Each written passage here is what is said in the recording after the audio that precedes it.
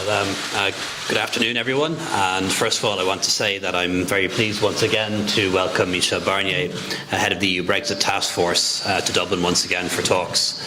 As you know, Michel is in Dublin as part of his tour of EU capitals in advance of the General Affairs Council tomorrow in Luxembourg and a special meeting of the European Council this Wednesday in Brussels. He also met earlier with the Taoiseach and also the Minister for Finance. As you know, President Tusk has scheduled the European Council meeting in light of Prime Minister May's recent request for a further extension of Article 50. We discussed developments in the United Kingdom, including the cross-party talks now underway, Prime Minister May's request and the assurances that she provides us in her letter. We both welcomed the Prime Minister's statement that the withdrawal agreement, which includes a protocol on Ireland and the backstop, is not up for renegotiation, and that the cross-party discussions are focusing on the future relationship. The European Union has always said that should the United Kingdom change its red lines, that we would be prepared to amend the political declaration on the future relationship. I'm also aware that the UK will prepare for the European Parliament elections and will hold them, including in Northern Ireland, if it is not out of the European Union by the 22nd of May. I sincerely hope that it will be possible to build sufficient consensus in Westminster to enable ratification of the withdrawal agreement and an orderly Brexit thereafter.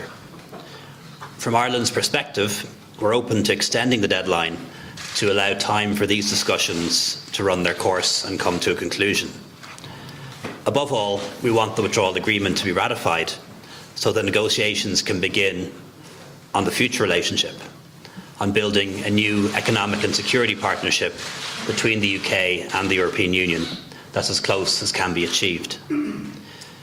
A no-deal exit would be damaging for everyone, for the United Kingdom, for Ireland and for the European Union.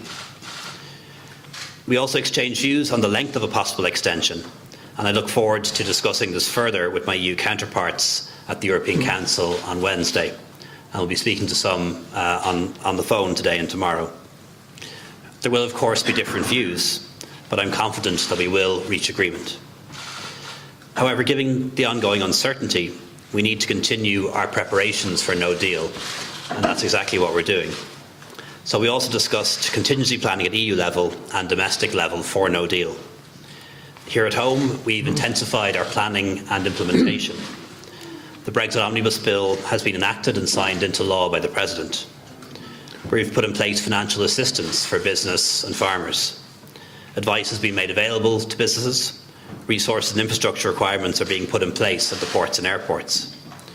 We also discussed, in the case of no deal, how best to meet our shared objectives of protecting the Good Friday Agreement, on which our peace is founded, and also protecting the integrity of the single market and the customs union, on which our economic model, our jobs, our businesses and our prosperity is founded. Our contacts with the Commission on this have intensified.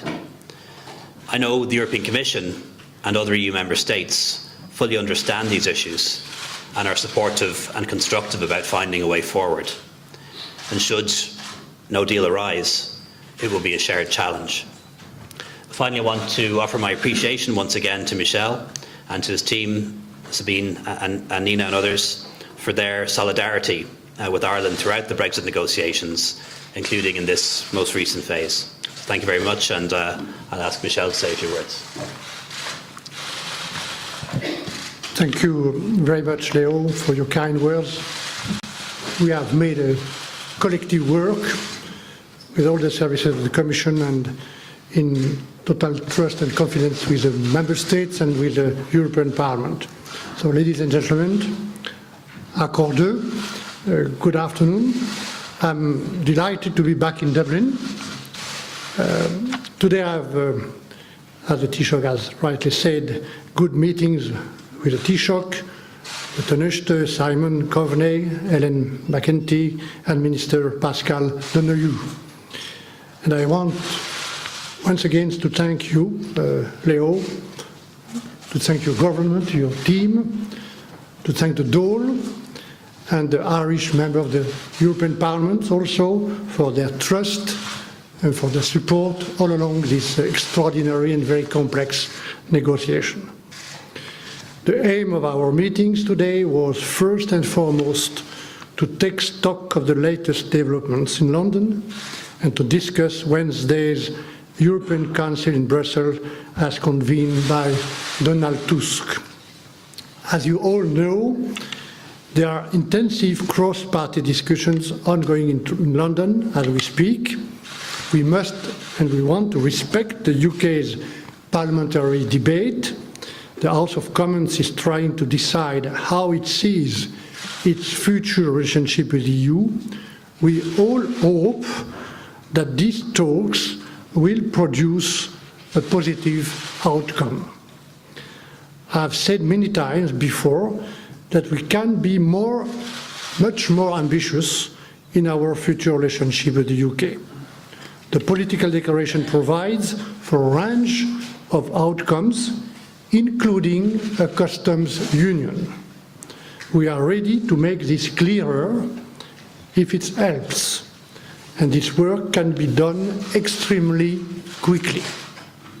Of course, our discussions today also focused on what would happen in Ireland in a possible no-deal scenario. I know that my friend Philip Hogan has also discussed this point from an agriculture and trade point of view earlier today in Brussels. There have been intensive discussions between our teams over the past weeks.